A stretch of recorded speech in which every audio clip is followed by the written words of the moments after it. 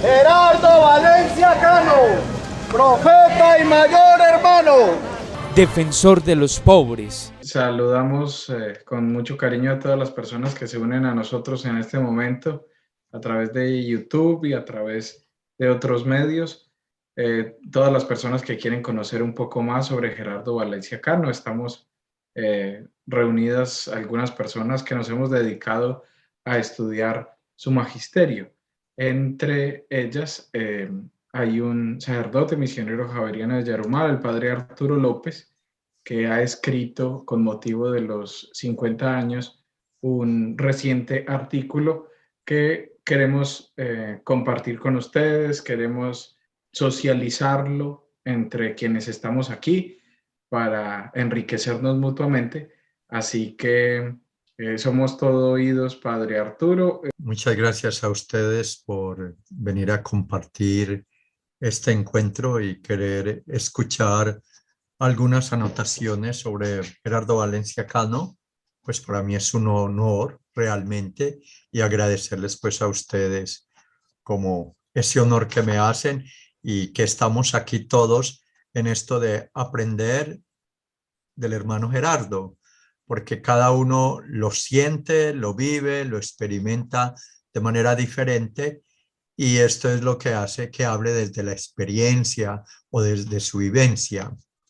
Jenny decía al principio que Gerardo pues no solamente era un hombre comprometido con los pobres y por la lucha de su liberación, sino que era un místico, era realmente un contemplativo.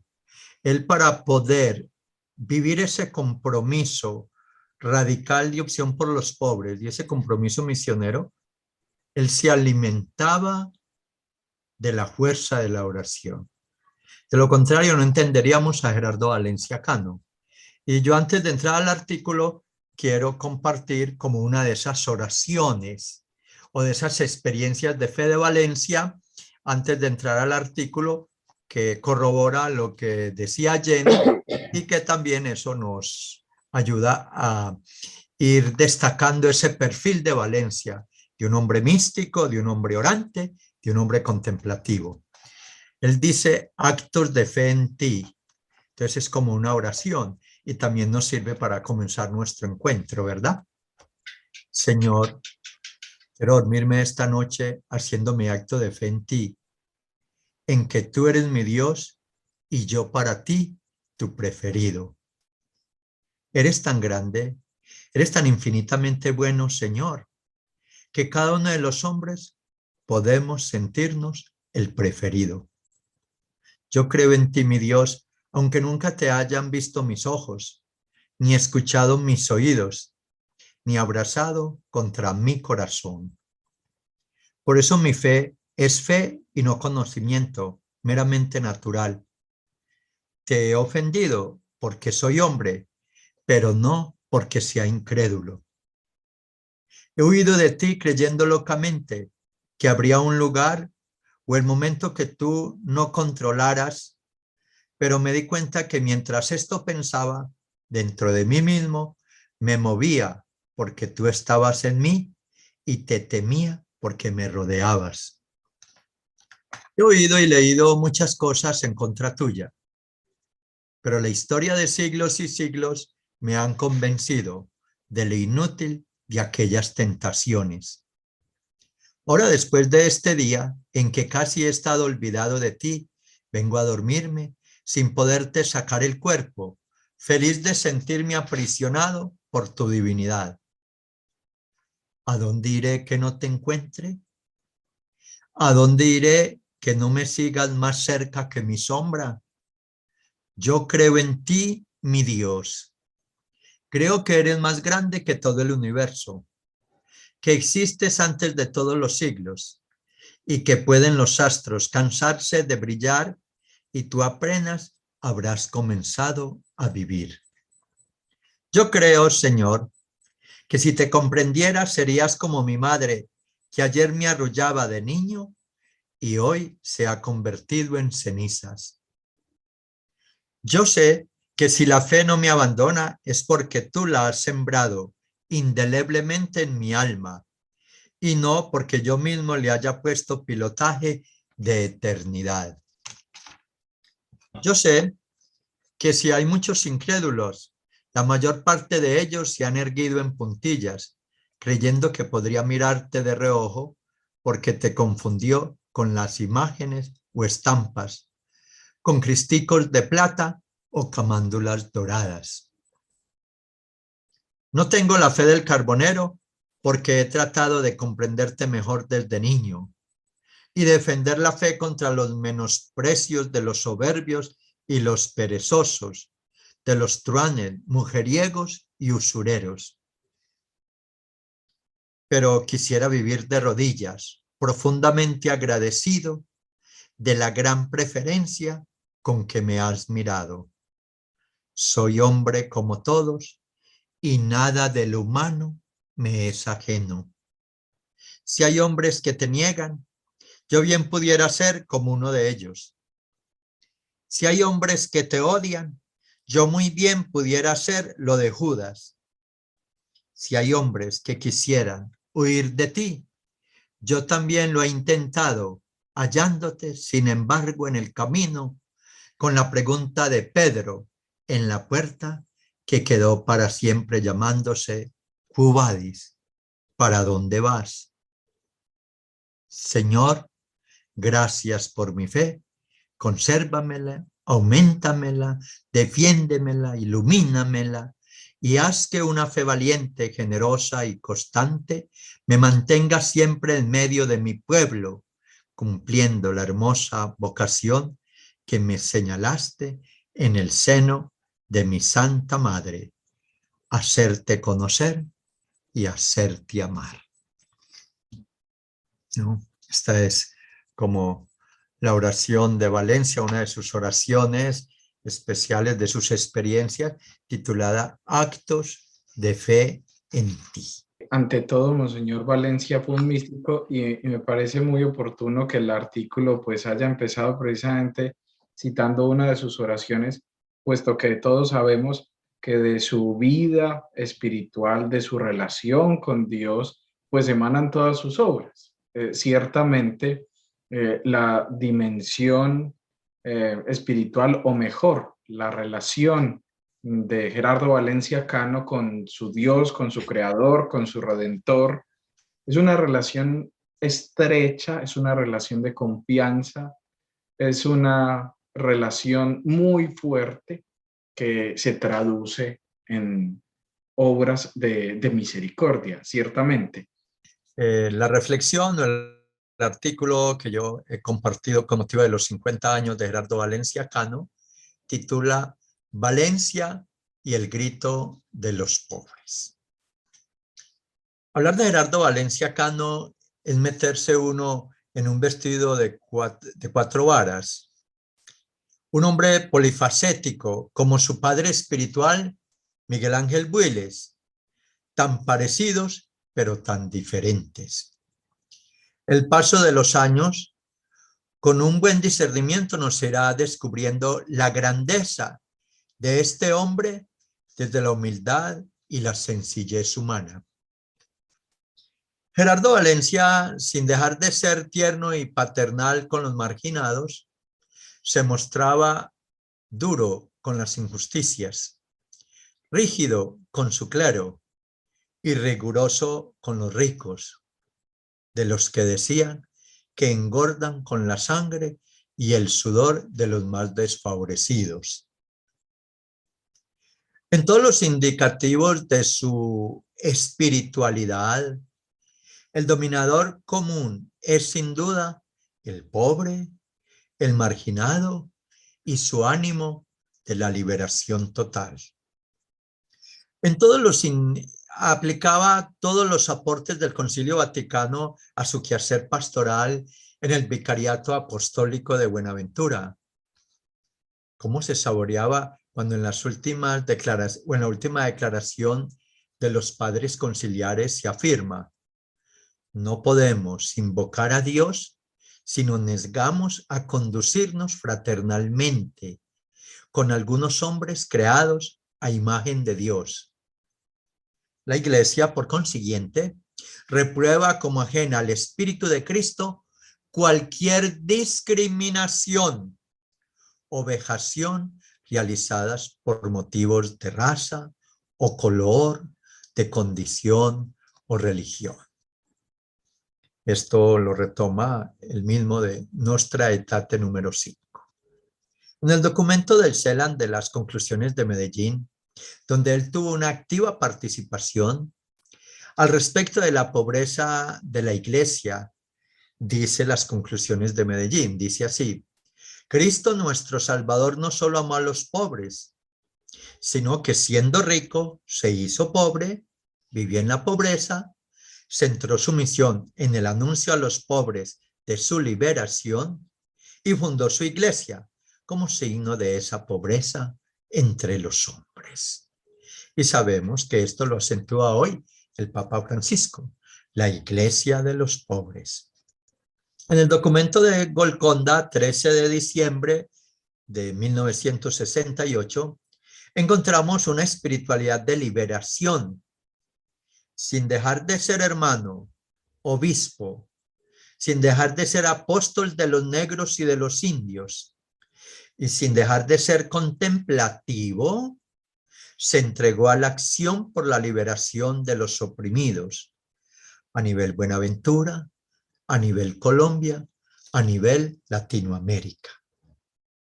En el encuentro de Iquitos, Perú, marzo de 1971, se escucha la voz de Valencia decir: el grito de liberación debe hacer heridas lacerantes en cada misionero. El grito de liberación debe hacer heridas lacerantes en cada misionero y llevar a buscar incansablemente el hombre nuevo. Este anhelo de nueva vida es lo que ha de llevarnos ahora y en adelante a buscar los sistemas, los programas, las estructuras que orienten y estimulen al hombre nuevo latinoamericano en un camino de redención universal. Hoy nadie puede desconocerlo. Existe un afán de renovar lo viejo, cambiarlo, hacer posible o renovarlo profundamente. Pero esta inquietud está en la periferia. El centro, el cerebro y el corazón permanecen en quietud como de roca. Entonces es interesante, eso mismo lo expresó allá en el encuentro de Iquitos, Perú, ¿no? Como ese grito de liberación y ese deseo de lucha puede estar, digamos, como una inquietud meramente, pero si no penetra el cerebro y el corazón, no hay avances, ¿no? Las actuales estructuras eclesiales son anacrónicas y por tanto obstaculizan la labor evangelizadora. Lo expresó Valencia en Iquitos. Toda esta acción desplegada por Valencia debido a su celo apostólico no era algo superficial, sino que nacía de su diaria oración, del incremento de su oración y del mayor temple en su contemplación. Siempre estuvo con Dios a la madrugada. En su mente y en su corazón siempre soñó con la liberación de los negros y de los indios, a quienes amó y se identificó plenamente con ellos, hasta querer ser indio y negro como ellos en la piel y en sus entrañas. Tanto era su amor. Quería despertar hacia ellos la compasión y el compromiso solidario. Hace hoy 157 años que en la ciudad capital de nuestro país se dio el grito de libertad. Después de aquel remoto 20 de julio, pasaron 9 años de lucha con los españoles hasta que en el puente de Boyacá se señaló la independencia de nuestra patria. Desde entonces comenzamos a llamarnos País Libre. Pero al mirar nuestra situación cultural y económica, me pregunto, ¿tenemos nosotros una libertad verdadera? ¿No están nuestros indios de la selva casi en la misma situación que los encontraron nuestros descubridores? ¿No están nuestros pobres campesinos y los pobres de la ciudad en la misma situación económica que sus abuelos, que fueron carne de cañón cuando luchábamos contra la opresión de España? ¿No está nuestra economía esclava de la economía de las naciones ricas de Norteamérica y de Europa? ¿Qué mentalidad política o cultural tenemos que nos pueda hacer aparecer ante las naciones civilizadas de la tierra como un pueblo libre? Nadie en Colombia puede mover un dedo sin pensar en la crítica que le harán los de afuera. Nuestro presidente, no por solidaridad, sino por la situación misma del país, tiene que estar midiendo sus palabras y estudiando sus disposiciones para ver cómo las van a recibir los dueños extranjeros de nuestra economía y de nuestra cultura. ¿Qué aporte positivo hacen nuestros dirigentes en las grandes asambleas donde se discuten los destinos del mundo, cuando más unas cuantas palabras que hayan eco, según estén o no de acuerdo con lo que digan los grandes de las naciones grandes? Pero esta es la parte más importante. Las deudas externas nos mantienen de agallas.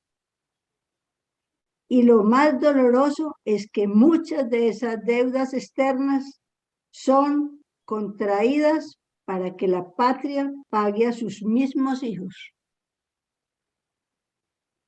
En cambio, son muchos los colombianos que mantienen su dinero, el que han sacado de la patria, en las arcas de pueblos extraños, con el pretexto de que allá lo tienen más seguro.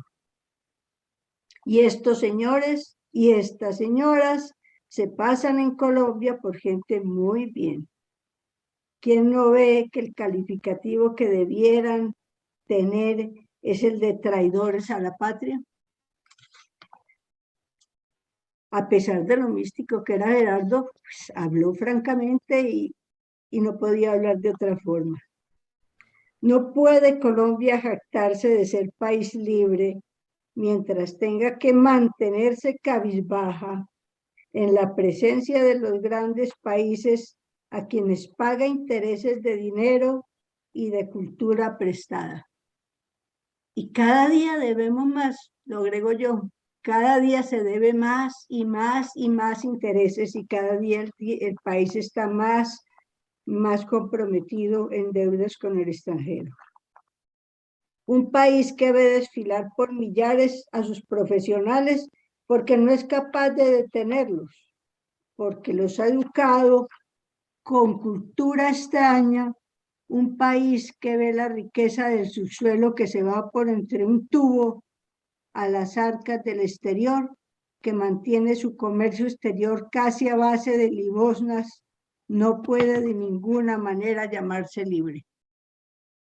Nuestro país confunde la libertad con la posibilidad de sentarse a la mesa con los grandes de otros pueblos, o con la facultad de ver a sus mujeres participando en los reinados de belleza, o con el derecho a gozar de las películas de cine importada de los países más lujuriosos, o con la posibilidad de ver a los asalariados de las grandes empresas, ellas también esclavas, vistiendo a la moda de París y de Hollywood. Y cuando el 5% de los habitantes de Colombia, que esto pueden hacer, el otro 95% apenas se alimenta con las migajas que caen de estas mesas de los comediantes de la libertad. Y sin embargo, nosotros nos llamamos un país libre gracias a la batalla del 7 de agosto y a la lucha del 20 de julio, pero estamos peor que antes. Pero ellos mismos deben estar creyendo que se engañaron con una apariencia de triunfo. Hace 148 años, en esa época, con la batalla de Boyacá, se selló la libertad de nuestra patria. Desde entonces nos venimos haciendo la ilusión de que cesó la horrible noche. Pero sí podrán decir eso la inmensa mayoría de nuestros compatriotas que gimen todavía en la noche de la ignorancia, entre las cadenas de la indigencia, bajo la opresión de las más grandes injusticias. ¿Qué libertad es esta que se mantiene a fuerza de mantener empeñados nuestros intereses a los países ricos que viven prestándonos dinero y fiándonos su maquinaria?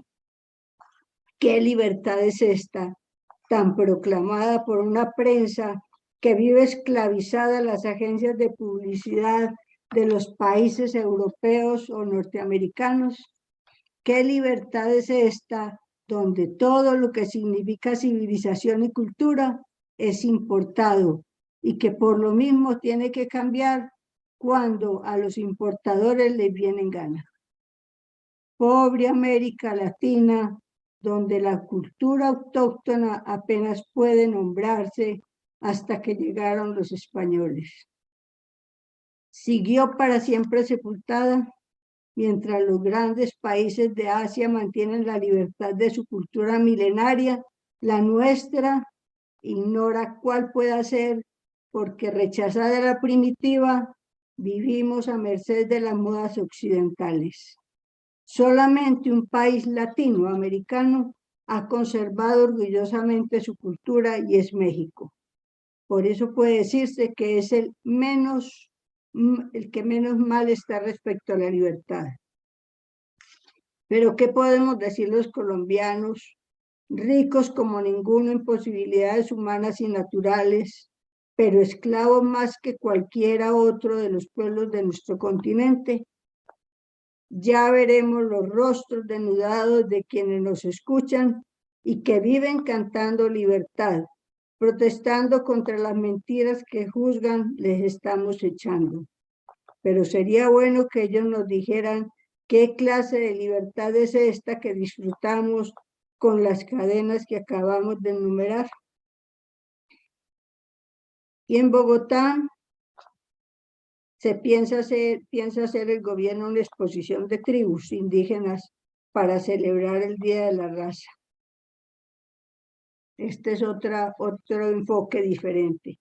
Qué mentira hacerles creer a los pobrecitos indios que se los aprecia como a los auténticos americanos, cuando al mismo tiempo se los mira como a seres de museo. En Buenaventura, en uno de nuestros teatros se exhibe una película donde se desacredita hasta donde es posible a la raza negra, pintando al vivo los excesos de la revolución que siguió a la descolonización en el Congo. Hablar Latinoamérica de la raza creyendo que se puede ofrecer al mundo de hoy una raza que se distinga de las demás por una virtud exclusiva que aporte bien a la humanidad me parece un mito. Y aquí no voy a seguir leyendo pues en el mismo orden que lo trae, pero dice: yo estoy seguro de que el Bartolomé de las Casas de hoy no tendría discriminación racial como la tuvo el de entonces, por no ver la manera de defender a los indios sin condenar a los esclavos. Ni tampoco al Pedro Claver de aquel tiempo habría tenido hoy la misma política de sembrador de paciencia en un pueblo injustamente oprimido. Ni Fray Junípero Serra habría insistido hoy en caminar a pie para introducir en California el cultivo de la vid y del naranjo y fomentar la ganadería, el comercio y la industria. Ni los misioneros jesuitas de las reducciones de Paraguay habrían insistido en los métodos que entonces les dieron éxito, pero que hoy parecerían anticuados. En todo caso, lo que quiero destacar aquí de Gerardo es que de todas maneras él pensó, a pesar de lo místico que era, de lo seguidor que era de las enseñanzas de Jesús, la siguió, yo diría que la siguió al pie de la letra. Porque es que Jesús se atrevió a sacar a los mercaderes del templo. ¿En qué forma lo hizo? ¿Y qué consecuencias tuvo por eso? Él fue muy franco y por eso precisamente se metió de redentor y murió crucificado. Y así oía en alguna oportunidad a Gerardo decirle a un moreno de la costa pacífica que estaba trabajando en algún lugar de Guapi, le decía, hombre, usted verá lo que está haciendo, pero lo único que le digo es que el que se mete de redentor muere crucificado. Gerardo no murió crucificado, yo tampoco creo que la muerte hubiera sido planeada tampoco por las autoridades, pero Dios le dio la oportunidad de hablar, Dios le dio la oportunidad de dar un ejemplo de vida misionera, Dios le dio la oportunidad de mostrarle a los sacerdotes y a los, porque no solamente los sacerdotes tienen la obligación de dar ejemplo, sino todos nosotros, saber que tenemos que partir del ejemplo de Jesús para, si queremos alcanzar realmente la realización en esta vida y seguramente la vida eterna, como dice Esteban, nunca nos vamos de acá, siempre seguimos trabajando y creo que Gerardo sigue trabajando también. Escuchando lo que estaba leyendo Jenny, ¿qué nos diferencia de lo que se está viviendo hoy y lo que estamos viviendo hoy y en concreto acá en Buenaventura y la costa pacífica? Son palabras que en este momento son del aquí y del ahora. Ese fue el rol de Gerardo, profeta. Cantarle la tabla, la realidad, partiendo de que la verdad os hará libre, diciéndole las verdades a lo que hoy Colombia está viviendo. La realidad es tan pegada de lo que hoy lo que dijo Gerardo en aquel momento y lo que estamos viviendo, yo creo que no tiene nada para decir que no es verdad. Estamos muy interesados en que este momento que estamos viviendo acá tenga un faro, tenga la voz de alguien que sea capaz de decir la verdad y de darnos el camino a seguir. Seguir el mensaje de Cristo, el mensaje de la fraternidad, el mensaje de la confraternidad, de la unión, porque él lo decía alguna vez, la única fortaleza que tienen los pobres es la unión. Yo soy Luis Javier Valencia, sobrino de Monseñor Gerardo Valencia. Tuve la fortuna de compartir con él las últimas 3 noches de su vida. Por circunstancias de la salud de Jenny y en fin, nos tocó pernoctar en la misma casa las 3 últimas noches de que él vivió. Y de hecho yo lo acompañé al aeropuerto el día que murió. Era mi confidente, lo quise mucho, compartimos mucho, pudimos conversar largo. Fue un gran influenciador en mi vida personal, en mi ideología. Yo tenía 16 o 17 años cuando su muerte. De hecho, era yo quien lo acompañaba de arriba para abajo cuando estaba por esas regiones de Bogotá y de Medellín. Bueno, me parece que me identifiqué mucho con lo que dice Jenny, con todo su pensamiento, con todo lo que habló, que yo lo acompañé en muchas ocasiones, que lo atendían en ciertas oficinas, donde hacía ese mismo planteamiento que Jenny acaba de leer. A mí me gustó en que encontré un libro unos años antes de su muerte que decía: soy aficionado al canto, pero no sé música. Soy mal orador, aunque a veces me suena la flauta. Soy ultra tímido, a pesar de ser muy jote. He querido ser santo de milagros, no obstante conocer mis bajas inclinaciones. Soy por naturaleza espiritual, a pesar de mis continuos chascos y buenos propósitos. Quiero hacer algo antes de morir y espero hacer más después de muerto. Y eso es lo que estamos viendo, que de todas maneras esas palabras han influenciado muchísima gente. De hecho, estuve en una comunicación con unos abogados muy prestigiosos que vinieron de España, y entonces uno de ellos me decía: o sea que usted es el sobrino del obispo Rojo. Y conocían mucho más de Monseñor Gerardo Valencia de lo que yo me imaginé.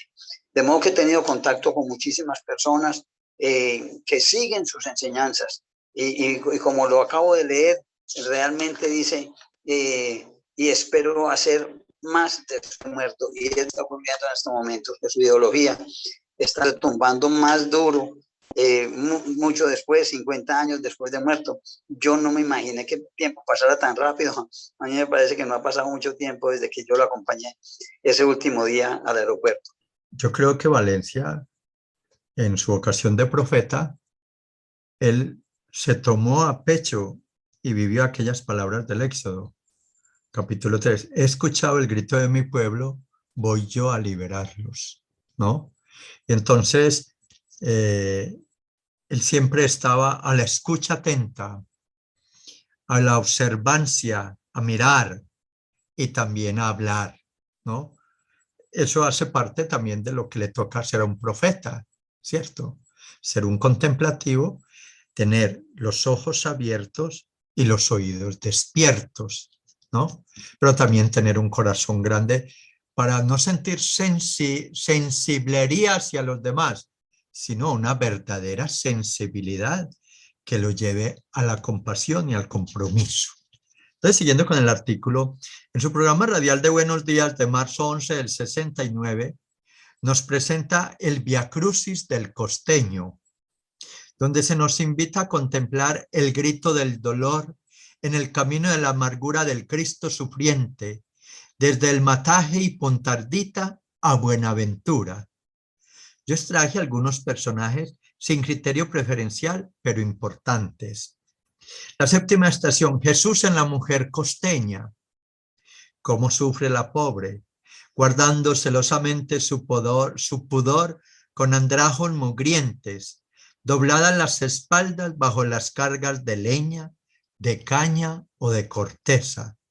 La campesina de la costa parece perder la esperanza de la redención. No tiene voto, pero sí toda la carga. ¿Hasta cuándo tendrá que esperar a una Judith que le haga sentir a los hombres de la costa y del país que también la campesina costeña tiene por padre a Dios? Es un llamado a despertar a la mujer negra y campesina para hacer valer sus derechos y el respeto a su dignidad humana. Reconocer su valentía, su coraje, su ternura, su espíritu de trabajo, su entrega y su aporte al cambio de los nuevos tiempos. En las palabras del mismo Valencia, el equilibrio de la humanidad no se conseguirá mientras la mujer no se haga sentir al nivel del hombre, ¿no? Y esto, hacer que la mujer se haga sentir al nivel del hombre, se llama liberación. Y que alguna mujer demuestre con su valor y amor universal que también el sexo femenino tiene capacidad para una grandeza más alta que la de los varones. Monseñor Valencia, en un libro ahí escrito de su biografía. Y más adelante dice: cuán culpables somos los hombres de estorbar a la mujer su capacidad de grandeza. En la 10ª estación nos invita a encontrarnos con Jesús en el niño escolar de los ríos, que al leer la revista Visión que llevó el cazador de Cali, reposa su vista en los avisos comerciales, deleitándose en el confort, la comodidad y la seguridad que prometen. Se pregunta Valencia, ¿creéis que el niño campesino de la costa no siente que el corazón se le revela debajo de sus costillas descarnadas? Jesús clama en él por una promoción humana que no llega hasta su choza. Paso a la 13ª estación, el Cristo negro. Ni el blanco cristiano ni el moreno se han podido convencer que Cristo tiene una piel incolora, que lo mismo puede hacerse sentir fraternalmente del ruso que del chino, del griego que del congolés. Para que todos lo pudiéramos reconocer nuestro hermano, nuestro propio hermano, sin necesidad de hacer un esfuerzo de imaginación para fingirnos títulos de nobleza o de cualquier pretexto. Y dice, el Cristo de la costa se encuentra en todos nuestros hermanos necesitados con cualquier necesidad. Reitero esto, el Cristo de la costa se encuentra en todos nuestros hermanos necesitados con cualquier necesidad. Ya lo hemos visto. Nos clama con un clamor de paciencia. ¿Hasta cuándo? Yo temo que no se pasen muchos años sin que su paciencia se cambie en ira.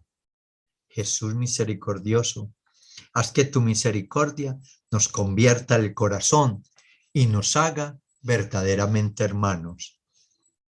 La 10ª estación la dedica a los indígenas, Jesús Cholo. Si me pongo a ver la situación, es la misma, si no peor, por la violencia, la pobreza, la destrucción de su hábitat y el abandono estatal que sigue padeciendo. Palabras de él. ¿Quién podría imaginarse que después de casi 500 años de haber llegado nuestra civilización cristiana a nuestra costa, con Balboa, Pascual de Andiagoya y Francisco Solano, halláramos todavía en las cabeceras de los ríos hermanos nuestros, en la casi misma situación de sus abuelos del 1500?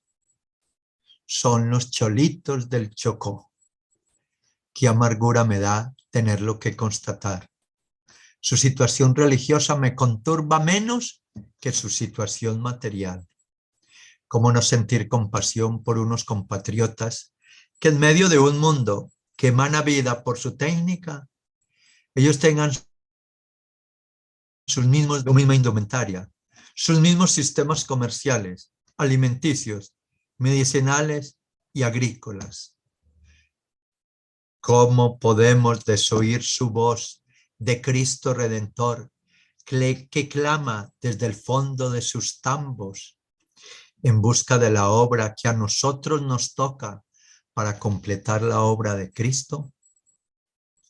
El hermano Gerardo era un hombre atento al clamor de los pobres y se convirtió en voz de los que no tienen voz, levantando su voz profética para denunciar la pobreza causada por los sistemas políticos y económicos injustos, y nos desafía ante un mundo inhumano, insensible, indiferente y egoísta a escuchar el grito de los pobres.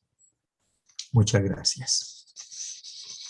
El artículo nos hace reconocer que toda la vida de Monseñor Valencia es una constante escucha del clamor de los pobres, ciertamente, y no los escucha como alguien a quien hay que pedirle ayuda porque es alguien menor, no, sino que les reconoce su dignidad, los entiende como hermanos, como iguales en dignidad, los impulsa para que reconozcan sus propios caminos. Eso es absolutamente fundamental en la metodología de Valencia, que no tiene complejo de inferioridad y no quiere que nadie lo tenga. Eso es como yo he entendido su pastoral, que él de ninguna manera, ni a los pobres, ni a los indígenas, ni a los negros, ni a las mujeres, ni a todas las comunidades que han sido amenazadas a través de los siglos, que han sido oprimidas, que han sido violentadas, a ninguna de esas comunidades o poblaciones las considera como pobrecitas. ¿Qué pecado? No. Reconoce que tienen todas las cualidades, la grandeza de la mujer, por ejemplo, de la que apuntabas en tu artículo, es fundamental en el magisterio de Valencia. De todas maneras, para Arturo, aparte de agradecerle ese aporte enorme en su escrito, yo sí creo que ese Via Crucis del costeño es para enmarcarlo y colocarlo en grande. ¿Qué estamos haciendo y qué hicimos en el día del cincuentenario? En todas las columnas de la iglesia catedral, colocamos en cada columna el nombre de cada una de las obras que dejó Gerardo Valencia Cano. El ITI, Gerardo Valencia Cano, La Normal, Juan de Ladrillero, etc. Y yo creo que este Via Crucis del costeño también podríamos hacerlo en ese mismo esquema y pegarlo en las columnas de la iglesia catedral. Porque estamos dentro del cincuentenario, que es tratarnos en el año valenciano. Lo que más podamos dar a conocer a esta nueva generación sobre Gerardo Valencia Cano, yo creo que nosotros somos el puente para esta nueva generación y no debemos ahorrar ninguna actividad ni ningún acto que nos permita ejercer ese rol. Y con motivo de los 50 años, ustedes lo puedan difundir allá y que nos ayude a tomar conciencia y a ser sensible ante el pobre, ¿no? Y también comprometido. Lo que yo decía, Valencia no era el sensibilismo que llamamos, pobrecito, qué pesar, ¿no? Me parece que Valencia en eso era muy claro. Él reconocía, primero, la dignidad humana, era un hombre, un hermano sufriente, ¿no? Reconocía a Jesús en esa persona y por lo tanto él estaba buscando qué hacer por ese hombre para lograr su liberación, o por esa mujer, o por ese niño, ¿no? A quienes vivimos midiendo los cambios culturales de otras épocas, nos queda en realidad bastante difícil valorar con imparcialidad la labor de los héroes de otros tiempos. Aunque muchos digan que la historia también madura con los años, nos dirán que yo no puedo hablar porque como obispo profeso también una religión importada de Europa. Importada sí es nuestra fe, pero no de Europa, ni de Asia, ni de África. El autor de la fe que profesamos no pertenecía a nación alguna de la tierra, porque los mismos suyos, de quienes había tomado carne y sangre, no le recibieron. Pueblos insignificantes que muy cortas y escasas épocas han disfrutado de tierra propia y que aún ahora, cuando se la tiene por respetable, es poco mayor que las naciones recién liberadas del África. No admitimos, porque no es posible que se diga que la religión que profesamos es también importada.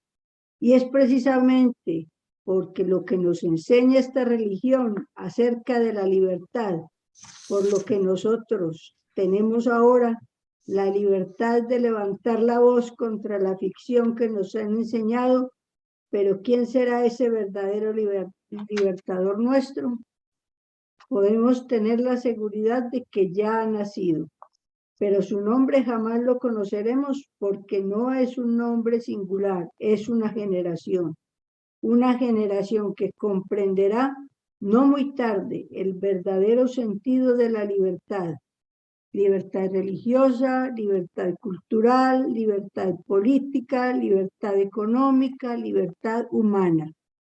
el mal grandísimo que se ha hecho a los países del tercer mundo con una mala administración de la caridad apenas podrá compensarse con una nueva y estricta política de brindar oportunidades de trabajo. La limosna al estilo antiguo sigue haciendo a los hombres menos hombres. Es necesario volver por los fueros del hombre dignificado con el trabajo. Cuando se convenza a nuestra gente de la costa que ya no se puede vivir sin trabajar y sin trabajar duramente. Entonces, él realmente no quiso hacer de la gente de la costa ni de sus indígenas unos unos Limoneros. mendicantes, mejor dicho. Él quería que realmente sintieran la necesidad de superación, hicieran el esfuerzo y trataran de salir adelante por sus propios esfuerzos, por su propio esfuerzo, ¿sí? Por su propia voluntad. Entonces, él dice que realmente la forma de dar limosna no es la adecuada porque realmente va contra, es un atentado contra la dignidad de la persona. Y él admiró mucho, mucho a esos pobres vergonzantes, trató de ayudarles, pero vio que realmente dentro de esta gente había incluso más necesitados que entre los que se visten de harapos y salen a pedir limosna. Entonces, realmente la forma como trató Gerardo Valencia de dignificar la persona no fue dando limosnas y dando limosna, a pesar de que él se despojaba de lo más mínimo para satisfacer las necesidades del que sufría, pero él trató de luchar porque el pueblo de Buenaventura, con su propio esfuerzo, tratara de superarse y de salir adelante. No obstante, no tuvo ningún inconveniente en cantar las injusticias y así lo vemos en todos sus escritos.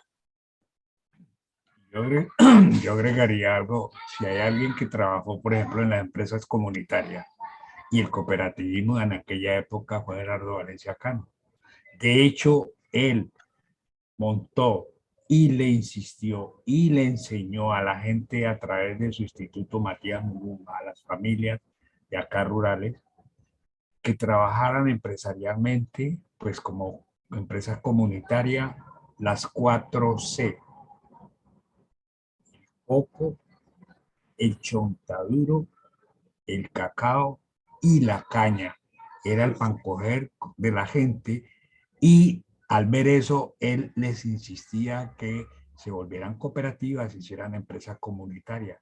En la misa solemne del cincuentenario, en una de las ofrendas o en el ofertorio, vino un representante del río Naya, que es catequista con 83 años de edad, con otro líder de allá también catequista. Presentaron los productos, hablaron ante la comunidad, fue impresionante. Tan impresionante las palabras del catequista de 83 años, yo no sé si han visto el video. El arzobispo de Cali y el obispo de Buenaventura se inclinaron para que este catequista de 83 años lo vendiera. Y así se hizo.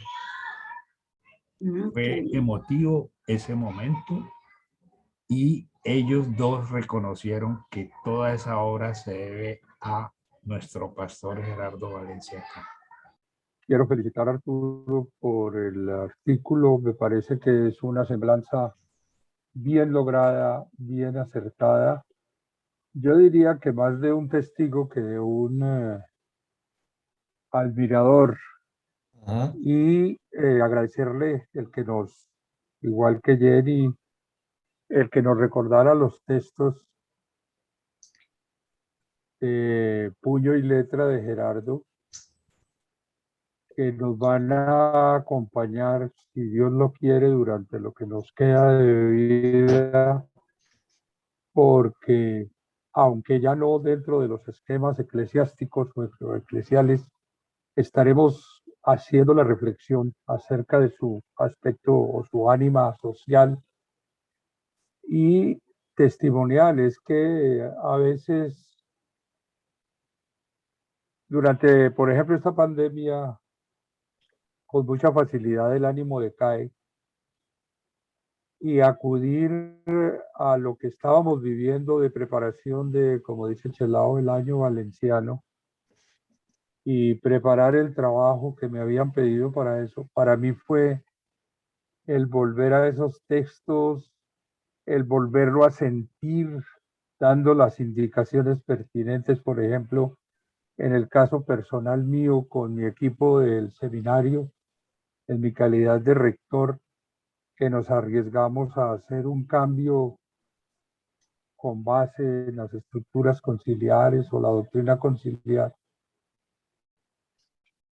Y enfrentados a todo, ese espíritu de Gerardo nos ha acompañado, yo lo he sentido, y en mi vida de maestro contemplaba las palabras de Pablo VI, que siguen siendo válidas y que él las vivió, que la gente cree más en los testigos que en los maestros, que si creen los maestros es porque son testigos.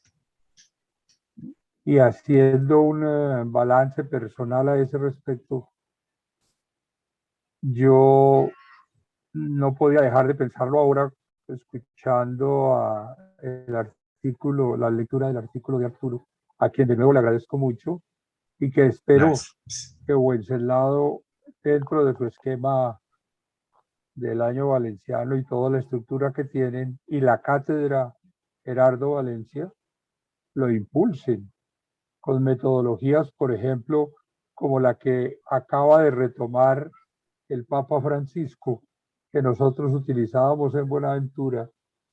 Nos pareció muy alegre la coincidencia, que no era tampoco original nuestra, sino de la JOC. Padre Arturo, usted la conocería seguramente. Ver, juzgar y actuar. Correcto. Lo cual nos costó un baculazo de Yarumal, porque cambiamos el Santísimo Sacramento de la Eucaristía entre los niños de Buenaventura que acudían al seminario por un cuarto de hora bajo ese esquema. Ver, juzgar y actuar. Entonces, todo esto nos hace recordar que con el espíritu innovador de Gerardo pudimos sacar adelante muchas experiencias pastorales y educativas, que fue mi fuerte, fue mi área, y que recuerdo con mucho cariño el equipo que logramos conformar y que él nos estuvo acompañando críticamente en la experiencia. Yo por eso, al escuchar su artículo Vivencia del Grito de los Pobres, lo aplicaba a mi quehacer de entonces y a mi quehacer de ahora, y créame que le estoy muy agradecido por proporcionarme esa reflexión personal. Muchas gracias. Gracias, hombre. Gracias a ti. Bueno, entonces les agradecemos pues enormemente a todos y Dios les pague por este enriquecimiento mutuo que tenemos aquí entre hermanos alrededor del magisterio de Gerardo Valencia Cano. Muchas gracias a ustedes por escucharme, por la paciencia, y que esto pues siga en ese compromiso de querer conocer y emular a Gerardo Valencia. Yo creo que siempre Valencia fue mi inspiración para yo ser misionero de Yarumal. A él le debo mucho mi vocación. Líder del cambio, de la avanzada, de la promoción del hombre, parte también sustancial del Evangelio. Se vive, se siente que Gerardo está presente.